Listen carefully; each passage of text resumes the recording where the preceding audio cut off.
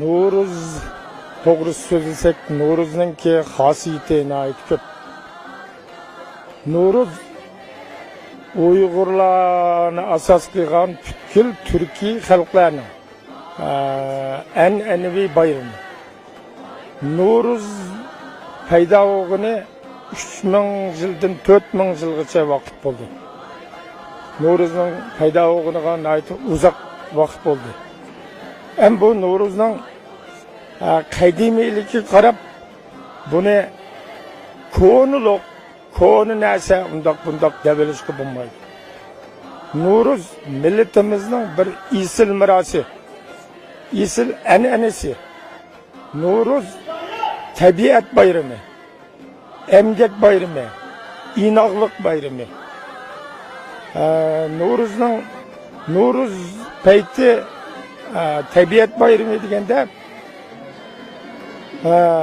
No'ruz kunlari kun bilan tun teng bo'lib, tabiat bilan moslashganlikni aniq ko'rsatib turdi. Shuningdek, No'ruz jarayonida butkul xalqimiz tozilik, jirim tikish qatorliq har xil faoliyatlar, shundaqla har xil san'at, tantarbiya faoliyatlari bilan shug'ullanib, ko'ngil ichish, badan chiniqtirish ishlarini olib bordi.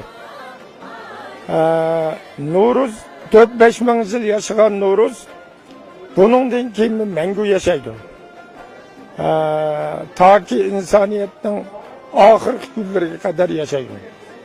Biz bu No'ruzdan iborat xosiyatli bayramimizni avlodlarga miros qilib qoldirib, No'ruzning xosiyatlarini hammalarga aniq tushuntirib berishimiz ve ügütüşümüz lazım.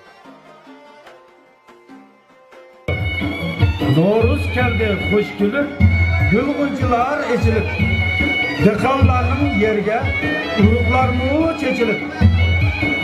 Keldi No'ruz, küldü kökten, hoş mübarek. İli çöçek, taşlar kumu, altay geçer.